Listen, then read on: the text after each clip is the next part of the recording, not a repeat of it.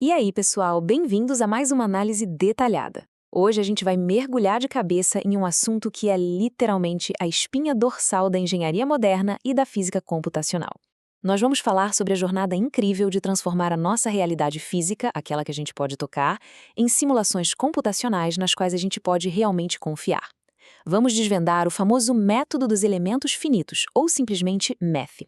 Para vocês terem uma ideia do poder disso, é uma ferramenta que permite prever desde o momento exato em que um pequeno componente vai quebrar até o comportamento térmico complexo de um reator nuclear. Para a gente não se perder, olha só o nosso roteiro de hoje.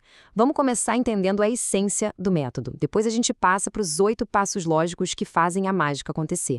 Em seguida, vamos ver como fugir dos erros mais comuns, discutir por que a validação é tão crucial e terminar entendendo como escolher o software ideal para a sua necessidade. Então, bora começar pelo começo, a essência do MEF. Você já parou para pensar em como esse método lida com o impossível? Imagina o seguinte, na natureza, as coisas são contínuas, certo? E elas são regidas por equações diferenciais parciais, que quando a gente olha para geometrias mais complexas, são matematicamente impossíveis de resolver de um jeito exato. Então, o que o MEF faz de tão genial? Ele pega esse domínio contínuo gigantesco e subdivide em pedacinhos menores e muito mais simples, que são os nossos elementos finitos. Em vez de tentar achar uma equação mágica para a peça inteira de uma vez, a gente resolve o problema localmente usando álgebra linear e, no final, junta tudo. É basicamente a ponte perfeita entre o mundo físico e a matemática pura. Entendido isso, a gente entra na nossa segunda parte. Os 8 passos lógicos dessa brincadeira. Sempre que você roda uma simulação, existe um fluxo lógico, uma espécie de receita de bolo que acontece por trás dos panos. Tudo começa com a definição do problema, ou seja, qual é a equação governante da física que está rolando ali. Logo em seguida vem a discretização do domínio. O terceiro passo é escolher as funções de interpolação, onde a gente assume se o comportamento dentro de cada pedacinho vai ser linear ou quadrático, por exemplo. E aí, no quarto passo, é onde a mágica acontece. A gente formula a matriz de rigidez local. É aqui que a física e a geometria finalmente se transformam em matemática, relacionando força-deslocamento num nível microscópico. Mas olha, o ponto crucial aqui, sem dúvidas, é a discretização. Sabe aquele momento de quebrar um objeto complexo em bloquinhos de montar? É tipo brincar de Lego mesmo. Como o computador não dá conta de calcular o comportamento de uma peça inteira de forma contínua, o cálculo é feito só nos nós. E os nós são justamente os pontos exatos onde essas peças de Lego se conectam umas às outras. É uma sacada brilhante que transforma um problema intratável em algo totalmente gerenciável. E aí a gente chega na segunda metade do processo. Todas aquelas pequenas matrizes locais que a gente calculou são montadas juntas, formando uma gigantesca matriz de rigidez global. É nesse momento que o sistema entende como um bloco de Lego está empurrando o outro.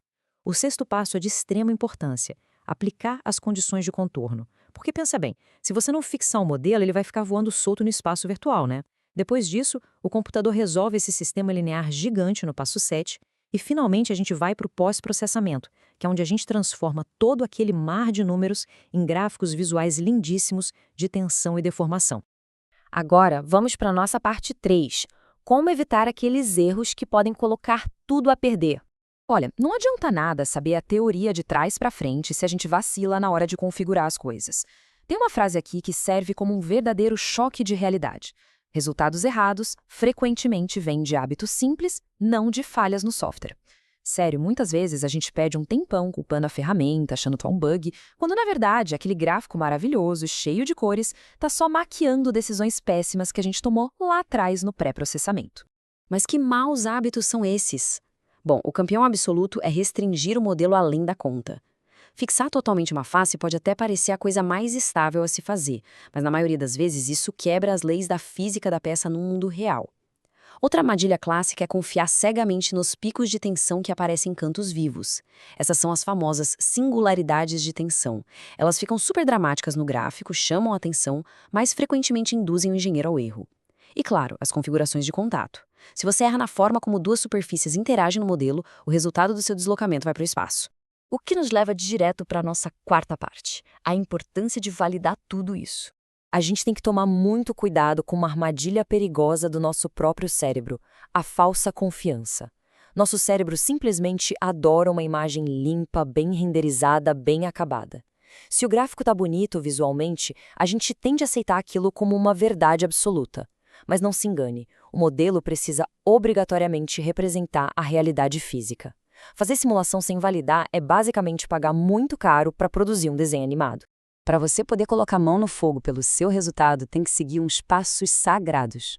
A primeira verificação de sanidade é o balanço de cargas. Pensa comigo, a soma das forças de reação nos suportes tem que bater certinho com as cargas que você aplicou. Se essa conta não fecha, seu modelo está quebrado. Simples assim. Outra dica de ouro, sempre comece testando um modelo com uma malha bem simples. O modelo rodou legal? A física fez sentido? Beleza. Só depois disso você vai refinando a malha aos poucos para ver se a solução converge. Não pule essas etapas. E para fechar, a nossa quinta e última parte. Como escolher a ferramenta certa para botar a mão na massa. Basicamente, esse mercado é dividido em dois grandes mundos: os softwares comerciais e os open source. Os comerciais te entregam tudo mastigadinho: fluxos de trabalho guiados, previsibilidade, um suporte excelente. Só que, claro, eles cobram uma fortuna por isso, com licenças anuais bem saudadas. Por outro lado, a gente tem a revolução do open source, do código aberto. Eles entregam um poder de cálculo absurdo e custo zero de licença, o que significa que você pode rodar simulações sem limites. O único detalhe, a curva de aprendizado é bem mais pesada e você não vai ter uma equipe de suporte dedicada para te salvar. Falando dos gigantes comerciais, cada um tem a sua especialidade bem definida. O Abacus, por exemplo, é praticamente o padrão ouro da indústria quando a gente fala de comportamentos não lineares pesados, como grandes deformações e contatos muito complexos. Já o ANSYS brilha por ter um fluxo de trabalho para análise estrutural que é rápido demais, muito versátil. E o Consul, esse domina completamente quando seu problema exige misturar físicas diferentes, tipo resolver eletromagnetismo e transferência de calor ao mesmo tempo, de forma nativa. Agora, e no mundo do código aberto, cara, tem os gigantes operando ali em silêncio que você precisa conhecer. O Calculix é um solver estrutural sensacional. E o mais bacana é que a sintaxe dele é super compatível com Abacus. A gente também tem o Code Underline Aster. Ele foi desenvolvido pela indústria nuclear francesa, ou seja, o nível de rigor de validação dele é coisa de outro planeta. E para você não ter que fazer tudo por linha de comando, existem interfaces gráficas maravilhosas como o Prepon-Max e o Salome Mecha, que democratizam acesso a essas ferramentas brutais. E se você está se perguntando por que o mundo open source está ganhando tanta força, pensa nesse número, 128 mil. Esse é o limite máximo de nós e elementos que você pode usar na versão de estudante do ANSYS para física estrutural. No Abacus, o limite da versão de aprendizado despenca para só 1000 nós. Dá para aprender com isso? Dá. Mas se você é um pesquisador ou está abrindo uma startup, isso é um baita de um gargalo. O código aberto simplesmente tira esse limite da frente, te dando liberdade total. E isso traz a gente para a reflexão final dessa nossa explicação. Com tanto poder de processamento na ponta dos dedos, indo de ferramentas caríssimas até plataformas abertas fantásticas, a questão central nunca é apenas saber qual botão apertar. A pergunta que você tem que se fazer todo santo dia é: nós estamos só gerando imagens coloridas bonitas na tela? Ou a gente entende os limites da física e da matemática a ponto de realmente confiar nas decisões que o modelo sugere? A verdadeira maestria no método dos elementos finitos não termina quando o gráfico aparece. Na verdade, é aí que ela começa. Fica aqui o meu convite para você questionar, validar e explorar sempre um pouco mais fundo. Muito obrigada por acompanhar mais essa análise com a gente e até a próxima!